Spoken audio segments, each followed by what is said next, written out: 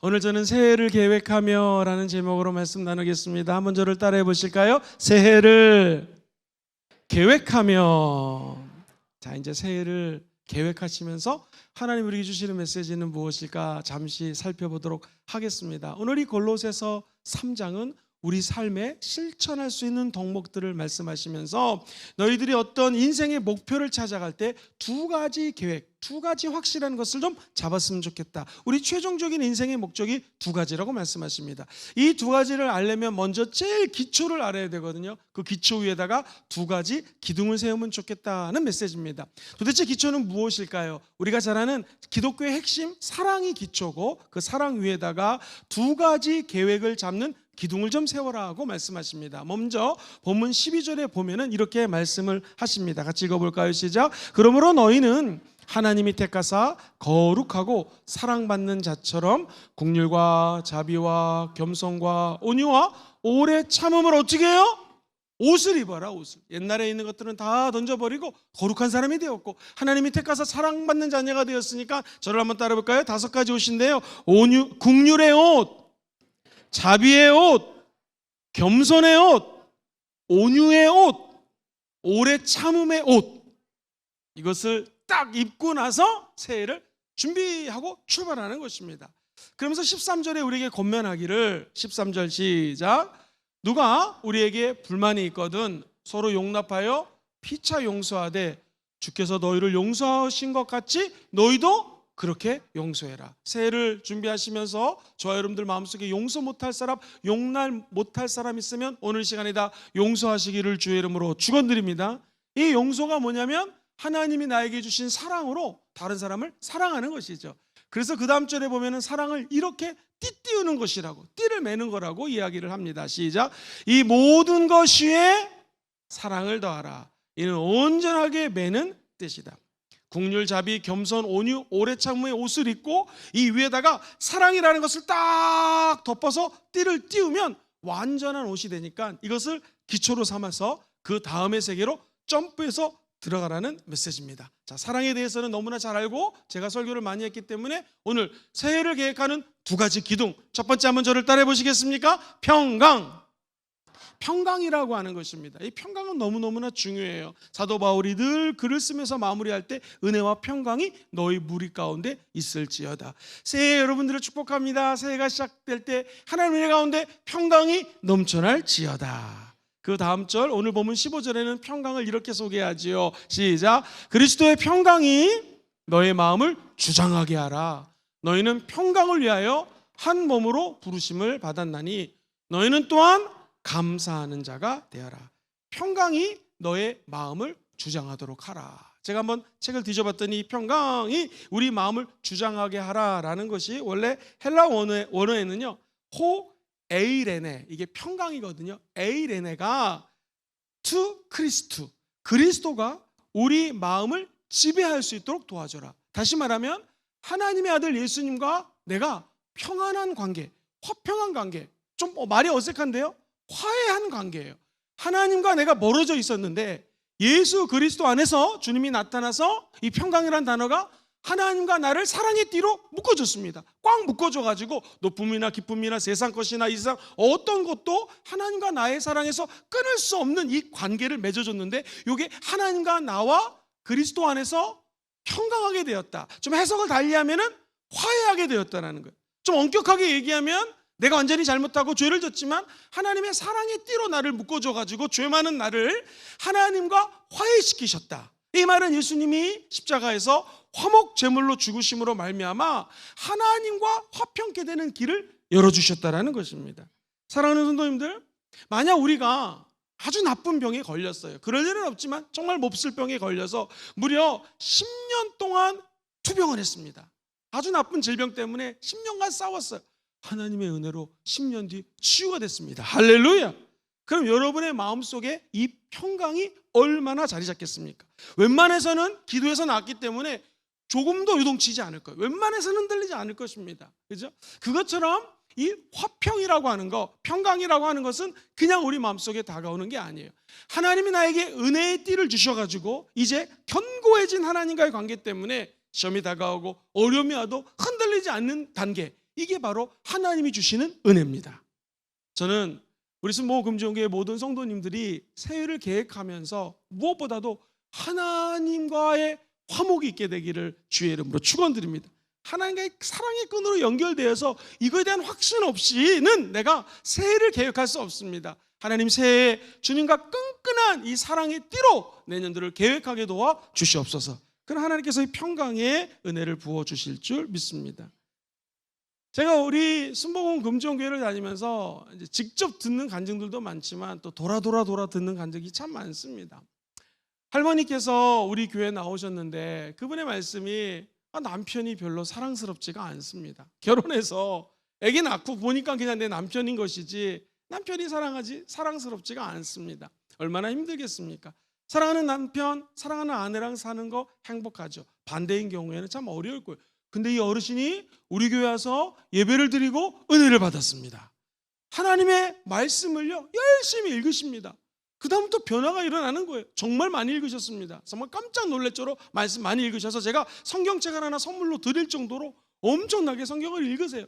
신기하죠? 하나님의 말씀이 이 생명 속에 들어오니까요 하나님의 사랑이 요동치는 거예요. 그래서 말씀을 통해서 남편을 사랑하기 시작합니다.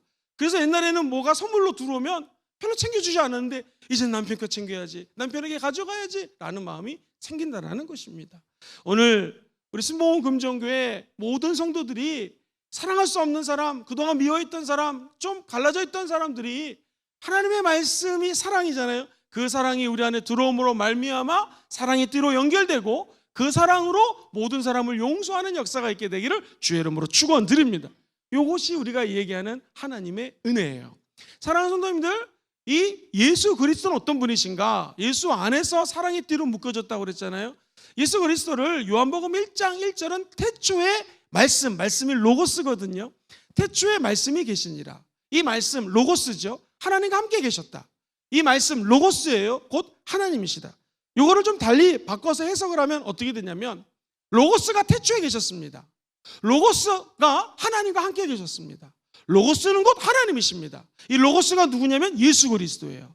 예수님은 태초부터 계셨고 예수님은 하나님과 함께 계셨고 하나님의 말씀이 곧 로고스 예수 그리스도라는 것이에요. 오늘 보면은 얘기합니다. 그리스도의 평강이 우리 안에 들어오면 네 마음을 주장하게 된다. 저는 우리 순복음 금정교회 모든 성도들이 새해에는요 다른 어떤 거 구하고 계획 잡기보다는 이 하나님의 아들 예수 그리스도가 로고스라고 그랬잖아요. 태초부터 계셨던 로고스, 하나님과 함께 계셨던 로고스, 우리 예수님은 곧 하나님이십니다. 아멘이십니까?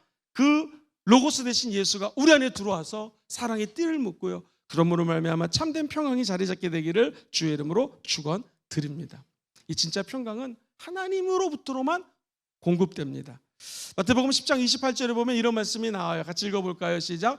몸은 죽어도 영혼은 능히 죽이지 못하는 자들을 두려워하지 말고 오직 몸과 영혼을 능히 지옥에 멸할 수 있는 일을 두려워하라. 자, 이게 뭐예요? 하나님께만 영생이 있다라는 거예요. 진짜 평강은 하나님만이 주신다라는 것입니다. 이 땅에 살면서 거짓 평안이 많습니다. 이 돈을 여기 투자하면 돈을 많이 벌게 될 거고 돈을 벌게 되면 마음에 평강이 있을 것입니다. 이 세상에 어떤 투자도 쉽게 투자해서 돈을 준다 의심하셔야 됩니다. 이거 사기일 확률이 높고요, 굉장히 조심해야 됩니다. 사랑하는 성도님들, 우리가 투자하는 것은요 정말로 하나님 안에서 예수 그리스도의 사랑에 묶여서 그 사랑에 투자하는 것이 제일 지혜로운 투자입니다. 왜 그럴까요? 성경은 너희는 먼저 그의 나라와 그의 의를 구하라. 그러면 내가 이 모든 것들을 너에게 어떻게 한다고요? 더하여 주신다라는 거예요. 그래서 성경에서 얘기하는 진짜 투자는 물론 돈을 벌기 위해서 투자하셔야겠죠. 근데 이러한 투자보다도 우리의 마음속의 핵심이신 예수 그리스도께 투자하는 것입니다. 그분이 화목제물이 되으셨고 하나님과 평강케 하는 사랑의 띠를 묶어주신 분이라는 거 꼭 기억하시기를 주의 이름으로 축원드립니다. 제가 지난 성탄절날 한 5일, 4일 전이네요. 말씀을 전하면서 여차저차해서 한 성도님의 헌금으로 우리 인도에 운무를 파게 되었고 그게 한 300만 원 정도가 되니 마음이 동하시는 분들은 기도하시면서 헌금을 해주시기 바랍니다. 내가 깜짝 놀랐어요. 그 말을 괜히 했나 싶었습니다. 아니 왜냐하면 연락이 오는데 목사님이 이거는 제가 1번으로 해야 됩니다. 1번. 우리 아들 이름으로 1번으로 할 수 있도록 아무도 못하게 1번을 찜해 주십시오. 그래가지고 하시고 2번, 3번. 또 젊은 청년은요, 자기 이름을 하지 않고 우리 어머니 아버지 아직 예수님 열심히 안 믿으니까 어머니 아버지 이름을 해주세요 하면서 들어오고, 이래가지고 세상에 4일 동안에 12개의 운물을 파괴됐습니다. 하나님께 감사의 박수 한번 올려드릴게요. 아니, 이 세상 어떤 교회가 성탄절에 이렇게 그냥 지나간 말로 한 건데, 목사님이 그렇게 많은 분들이 생명수를 갈급해하고, 12분이 정말로 다 생활이 어려운 분들이 많습니다. 정말 서민들이에요. 그분들이 기도하시면서 헌금을 하는 거죠. 저는 그걸 확실히 압니다. 이분들이 왜 한 번도 안 가본 나라, 그죠? 엉뚱한 나라에 운물을 판다는 데 헌금하셨을까요? 이게 거룩한 투자입니다. 너희는 먼저 그의 나라와 그의 의를 투자하라는 거예요. 그러면 모든 것들이 더해지는데, 우리는 더해지는 개념을 무슨 뭐 땅을 산다, 무슨 내 명예가 높아진다, 학위가 맞춰진다, 학위를 내가 딸 수 있다, 맞는 말이겠죠. 근데 그 더해진다라는 것은 무슨 의미냐면요, 하나님께서 가장 기본적인 것들을 챙겨주신다라는 거예요. 우리에게 일용할 양식을 달라고. 가장 기본적인 게 뭐냐? 바로 평강입니다. 제일 기초적인 것 중에 하나가 평강이에요. 중심이 되는 것, 그게 평강이라는 거예요. 제가 순복음 금종의 모든 성도님들이 이 땅에 살면서 하나님의 평강으로 넘쳐나서 가장 소중한 평강이 우리 마음속에 자리매김하게 되기를 주의 이름으로 축원드립니다. 목사님, 저도 이 평강을 누리기 원하는데 어떻게 하면 좋을까요? 한번 따라할까요? 평강은 주님의 말씀으로부터 옵니다. 시작! 평강은 주님의 말씀으로, 하나님의 말씀으로 오는 거예요. 하나님의 말씀.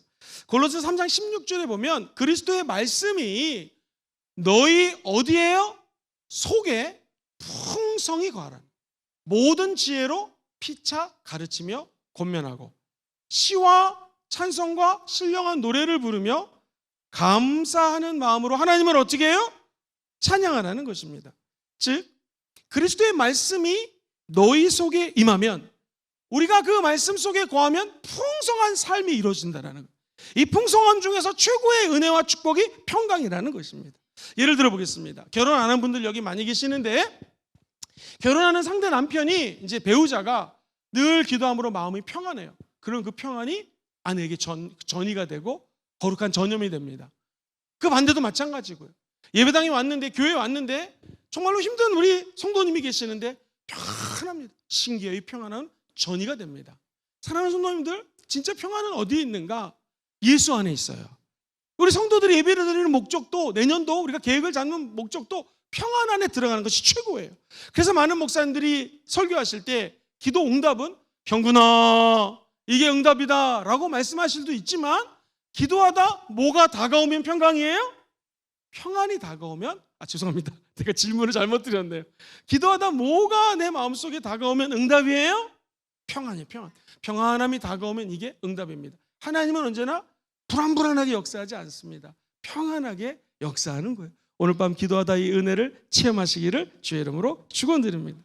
우리가 예수 믿는 사람이라면 세상에서 명예를 얻는 거, 요 시간 투자하는 걸 좀 줄여야 되고요, 돈을 버는 거를 좀 시간을 줄여서라도 말씀 안에 거하는 시간을 확대하셔야 됩니다. 그러면 평강이 임하는 거예요.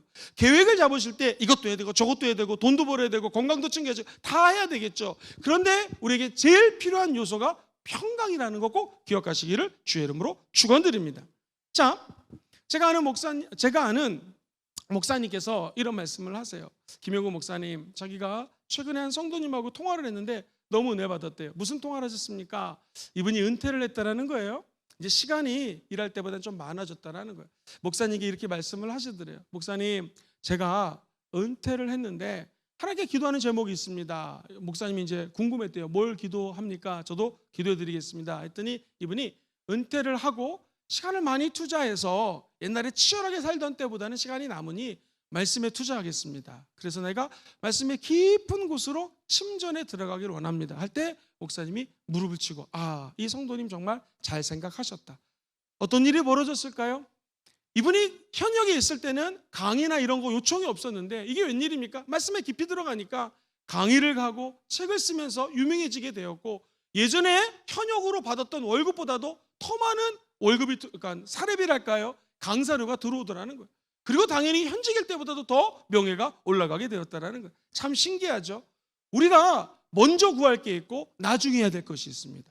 여러분과 제가 먼저 해야 될 것은 하나님의 말씀 안에 깊이 들어가는 것입니다. 그러면 하나님께서 나머지 모든 것들을 평강으로 채워주신다는 거예요. 말씀밖에 살 일이 없습니다. 왜냐하면 태초에 로고스, 예수 말씀이 있었고 그 로고스, 예수가 하나님과 함께 계셨고 그 로고스가 곧 예수 그리스도예요. 그 말씀이 곧 하나님이세요. 하나님과 같이 있는데 어찌 평안하지 않겠습니까? 아니 10년 투병 생활을 가지고 나와도 흔들리지 않는데 평강이신 하나님, 왕이신 예수님이 내 안에 와서 사랑의 띠로 하나님과 묶어주는데 어찌 내 마음이 요동칠 수 있겠습니까? 여러분, 사람들의 말 듣고 마음이 막 왼쪽으로 오른쪽으로 치우치지 마시고 하나님의 음성을 들으시고 마음의 중심 잡게 되기를 주의 이름으로 축원드립니다. 평강은 하나님 말씀으로부터 온다라는 거예요. 그러므로 우리의 남은 인생에 하나님의 말씀으로 깊이 있는 곳까지 들어가게 되기를 다시 한번 주의 이름으로 축원드립니다. 내년을 향한 계획을 잡을 때 평강의 기둥을 세우시되 이 평강은 뭐로부터 다가온다고요? 하나님 말씀으로부터 다가오는 거 꼭 기억하시기를 바라요. 두 번째입니다. 목사님, 내가 내년도 계획을 잡아야 되는데 어떤 플랜을 잡고 나아갈까요? 오케이, 하나님이 나를 사랑의 띠로 예수님을 통해서 묶어줬고 그것 때문에 평강을 임하는 걸 알겠습니다. 그렇다면 내가 하나님께 어떤 계획으로 영광을 올려드릴 수가 있겠습니까? 성경은 감사로 하나님께 제사를 드리는 자는 하나님을 영화롭게 한다고 그랬거든요. 한번 따라 볼까요? 감사. 우리 아까 지원 형제가 찬양을 할 때 감사라는 찬양을 어떻게 아셨는지 이렇게 해주니까 제가 설교하기가 너무 편합니다. 할렐루야! 사랑하는 성도님들, 이 감사가 왜 중요할까요? 성경에 보면은 먼저 15절에 평강과 감사가 연결이 되는 거예요. 시작. 그리스도의 평강이 너의 마음을 주장하게 하라. 너희는 평강을 위하여 어떻게 해요? 한 몸으로 부르심을 받았나니 너희는 또한 감사하는 자가 되어라 하는 거예요. 이야, 이 평강이 감사랑 바로 연결되는구나. 그래서 두 가지 기둥이라고 그랬죠. 16절도 한번 띄워주세요. 감사에 대해서 이렇게 설명합니다. 시작. 그리스도의 말씀이 너희 속에 풍성히 거하여 모든 지혜로 피차 가르치고 권면하고 시와 찬송과 신령한 노래를 부르며 마지막 줄 감사하는 마음으로 하나님을. 여러분 저기 보세요. 지금 이 하나님을 신령한 노래로 찬양하고 감사하고 요 말씀 진짜 많이 들으셨죠? 바로 우리가 잘 아는 에베소에 나오는 말이에요. 너는 세월을 아끼라. 왜냐하면 때가 악하니라. 지혜 없는 자같이 행하지 말고 오직 지혜 있는 자같이 하여 세월을 아끼라 하면서 하는 말이 뭐예요? 너희는 술 취하지 말라. 이는 방탕한 것이니 오직 성령으로 충만함을 받으라 하면서 성령 충만 받기 원하시면 아멘. 어떻게 하면 성령 충만 받아요? 시작. 시와 찬송과 신령한 노래들로 서로 화답하며 너희의 마음으로 주께 노래하며. 아까랑 비슷하죠? 골로새서하고 3장하고 계속 시작. 범사의 우리 주 예수 그리스도 이름으로 항상 아버지 하나님께 감사하며. 한번 저를 보시겠습니까? 골로새서 3장은 지금 하나님의 평강의 능력으로 내 마음에 임했으니 그 평강 안에서 하나님의 말씀 안에 거하나. 그 말씀 안에 거하면 지금 읽었던 말씀, 너희가 평강을 위하여 한 몸으로 부르심을 받았고 감사하는 사람이 되라. 말씀이 너 안에 풍성히 거하면 지혜로 피차 가르치고 권면하고 시와 찬미와 신령한 노래를 부르고 감사하는 마음으로 하나님을 찬양한다고 얘기를 했어요. 골로새서 3장. 자, 에베소서에서는 뭐라고 그러시냐? 5장에서 보면은 술 취하지 말아라. 이는 방탕한 것이니 오직 성령으로 충만함을 받으라. 그죠? 여기는 말씀 충만이에요. 근데 여기는 무슨 충만? 성령 충만이에요. 이 말씀 충만하고 성령 충만하면 똑같이 나타나는 열매가 있었는데 그게 바로 감사로 찬양하는 거예요. 안다스탠드 모른다스탠드. 그러므로 성령 충만은 곧 감사 충만입니다. 시작. 성령 충만은 곧 감사 충만입니다. 말씀 충만은 곧 감사 충만입니다. 시작. 말씀 충만은 곧 감사 충만입니다. 결론. 그러므로 말씀 충만이 곧 성령 충만입니다. 시작. 말씀 충만이 곧 성령 충만이에요. 말씀으로 충만하시기를 주의 이름으로 축원드립니다. 많은 사람들이 순복음을 잘못 이해하는 것이 순복음은 불러 방언하고, 맞아요. 그거 우리 강조합니다. 그런데 순복음은 어느 교단보다도 말씀으로 충만한 교단입니다. 그래서 매년 1년에 좀 이따 설명하겠지만 1년에 말씀을 일독통독했고요. 이제 내년부터는 거룩한 하나님의 그 거룩한 부르심을 따라서 구약 한 번, 신약 2번을 통독합니다. 자세한 내용을 내가 좀 이따 말씀을 드리겠습니다. 다시 한번 주목해 보세요. 골로새서 3장에서는 너희가 정말로 말씀 안에 거하면은 평강을 줄 거야. 그 말씀 충만이 뭐냐면 시와 신령한 노래로 하나님께 감사함으로 찬양하게 된다는 것이었고요. 성령 충만하면 신령한 노래로 감사하고 화답하고 오직 감사함으로 하나님께 나와 영으로 찬양하게 된다는 거예요. 그러므로 말씀 충만과 성령 충만은 동일한 거예요. 왜? 이 말씀 충만과 성령 충만을 하면 어느 세계로 점프해 들어갈 수 있어요? 감사함으로 들어간다는 것이죠. 다시 말하면 내가 성령 충만한데 말씀 충만하지 않다, 이게 말이 안 되는 거고, 나는 말씀의 박사예요, 말씀을 10번 읽어요, 뭐 성경을 50번 넘게 통독했어요 하면서 성령 충만하면 안 된다는 거예요. 순복음 금종교의 모든 성도들은 성령 충만, 말씀 충만하시기를 주의 이름으로 축원드립니다. 그러면 우리 인생에서 감사함으로 하나님을 찬양하는 단계로 점프해 들어갈 수 있다는 것입니다. 한번 여러분 까놓고 얘기하겠습니다. 여기 아버지들, 아들을, 딸을 한 명이라도 낳았다면 손 들어보세요. 할렐루야. 우리 아버지들이 제일 듣고 싶은 말이 뭘까요?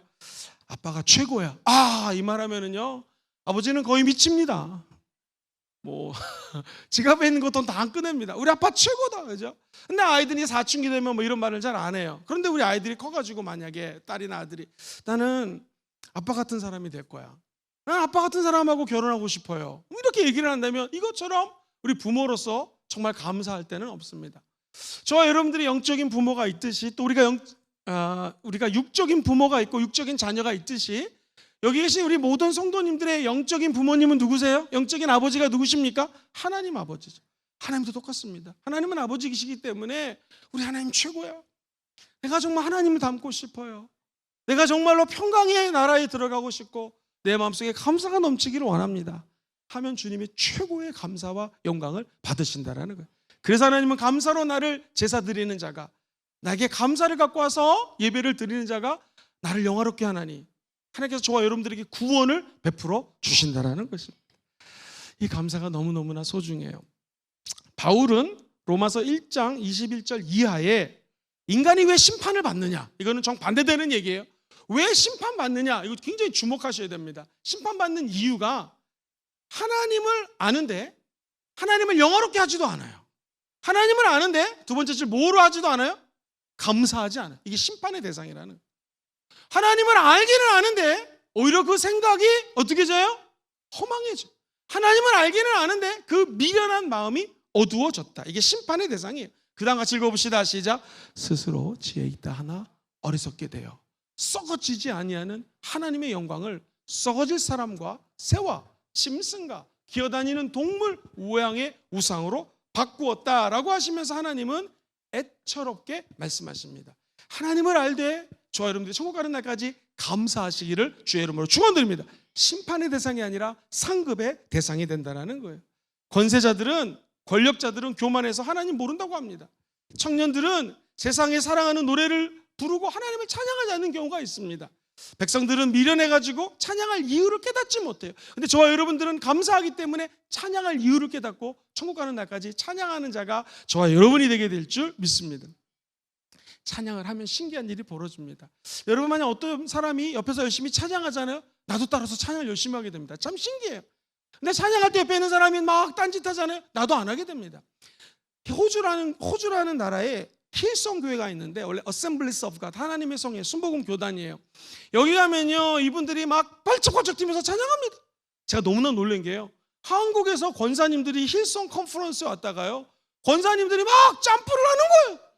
걱정이 됐습니다. 이거 저렇게 하시다가 허리 다치거나 다리 관절 다치면 어떡하나 그랬더니 끝나고 와서 목사님 점프를 했는데 관절이 치유됐어요. 허리가 났어요. 참 신기하죠. 찬양하면 기적이 일어납니다. 왜요? 감사 찬양할 때 하나님은 영광을 받으시고 기뻐하기 때문에 우리 영혼육을 치료하는 것입니다. 좀 이따 말씀 끝나고 찬양할 때 제가 뛰세요 할지도 모르겠습니다.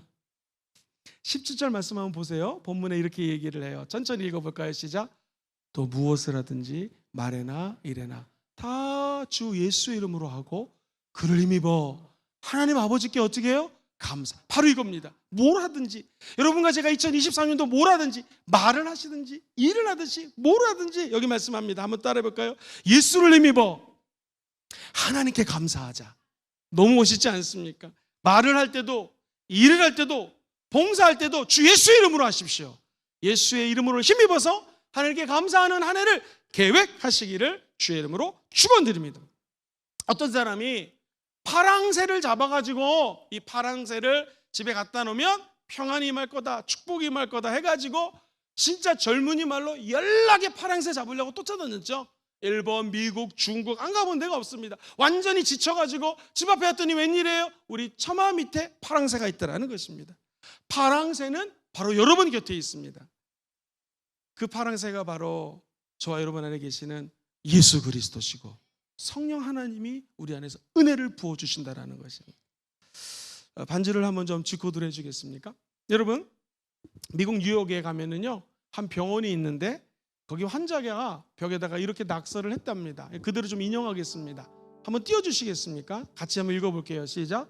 큰 일을 이루려고 힘을 달라고 기도했더니 겸손을 배우라고 연약함을 주셨고, 많은 일을 하려고 건강을 구했더니 보다 가치 있는 하라고, 행복해지고 싶어서 부유함을 구했더니 지혜로워지라고 가난을 주셨습니다. 사람들의 칭찬을 받고 싶어 성공을 구했더니 뽐내지 말라고 실패를 주셨고, 풍요한 삶을 누리도록 모든 것을 달라고 기도했더니 모든 것을 누릴 수 있는 삶 그 자체를 선물로 주셨습니다. 구한 것 하나도 주어지지 않은 줄 알았는데 내 소원 모두 들어주셨습니다. 하나님의 뜻을 따르지 못한 삶이었지만 미처 표현하지 못한 기도까지도 모두 들어주셨습니다. 나는 가장 많은 복을 받은 사람입니다. 할렐루야! 행복은 멀리 있지 않습니다. 바로 여러분 주변에 있습니다. 행여 아프신 분이라 할지라도 이 행복을 놓지 마시고 행복을 잡아가시게 되기를 주의 이름으로 축원드립니다. 결론 말씀 비슷한 겁니다. 목사님, 그러면 어떻게 계획을 잡으라는 겁니까? 어떻게 말씀 충만해가지고 평안을 누릴 수가 있고, 두 번째 감사를 어떻게 하면 좋겠습니까? 오늘 결론은 제가 좀 PPT를 보여드리면서 한 5분 정도 설명하겠습니다. 아마 제가 생각할 때는 우리 부산, 울산, 경상남도 이 영남 지방에서는 우리 순복음금정교회가 최초로 하는 어떤 거룩한 영적인 프로그램인 것 같습니다. 전국에서 감사운동하는 교회에 많은 영향을 좀 받아서 2024년도 상반기 예배 감사 노트, 오순절 감사 노트를 준비해 봤습니다. 이 노트는 1년짜리를 만들면 노트가 두꺼워져요. 그래서 6개월치를 만들었습니다. 상반기예요. 여러분이, 우리 성도님들이 가지고 다니기 편할 수 있도록 이 노트를 특별히 제작했습니다. 겉표지는 이렇게 생겼고 뒷표지는 우리 3가지 비전과 5가지 핵심 가치에 대해서 말씀합니다. 한번 따라볼까요? 하나님의 임재. 제가 처음에 와서 하나님의 임재를 추구하면서 예배를 열심히 드렸죠. 2년 차에는 따라볼까요? 예수님의 사람. 우리 성령의 사람, 예수님 사람 만난다고 혹시 기억하세요? 우리는 무엇을 믿는가? 창세기부터 계시록까지 기억하세요? 성경 아카데미 엄청나게 우리가 공부를 많이 했습니다. 세 번째 해에 3년 차에는 성령님의 권능 받고자 우리가 오송 캠프를 시작했고요. 뜨겁게 기도했습니다.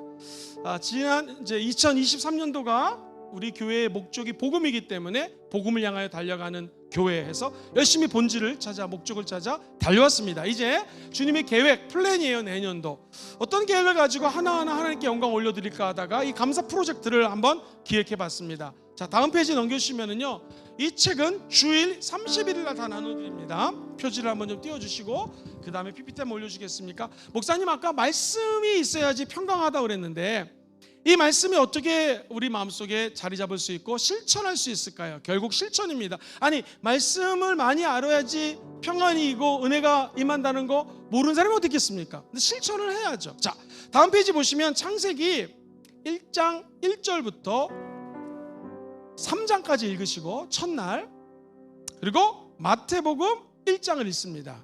자, 이게 뭐냐면요, 성경 말씀이에요. 성경 말씀이 1월부터 2월, 3월, 3월 해가지고 12월까지 오늘 말씀을 뭐를 읽어야 되는지가 쫙 나옵니다. 4월달, 5월달, 6월에 쭉 읽어야 될 것이 있습니다. 여기다 이렇게 틱을 하시면서 요거대로 따라가면은 하나님의 말씀을 구약은 쭉 한 번 통독하고요, 신약은 2번 통독하게 되는 프로그램입니다. 옆 사람하고 인사하겠습니다. 내년에 우리 말씀을 열심히 읽읍시다. 시작. 내년에는 말씀을 열심히 읽읍시다. 그래서 다른 어떤 계획보다도 말씀에 대한 계획을 잡으셔야 되고요. 자, 한 페이지 넘기시면 공동 기도 제목이라는 게 나옵니다. 나라 민족을 위해서, 교회를 위해서, 가정을 위해서, 치유를 위해서, 다음 세대를 위해서, 선교를 위해서 쭉 읽어보시면서 시간 날 때 기도해 주시고, 다음 페이지 가면은 우리 교회 3가지 비전이 있습니다. 무엇입니까? 시작. 예배, 이웃, 삶. 이 3가지마다 또 기도 제목이 있어요. 한 페이지 넘기시면 예배는 오순절 초대교회 같은 성령 충만한 교회와 예배가 되게 하세요. 이웃은 다음 세대를 위한 교육기관을 설립하게 해주세요. 삶은 우리 지역사회 및 국가와 온 세계 분야별 리더를 배출하게 해주세요. 생각나실 때 이 우리 교회를 위해서 기도해 주시고요.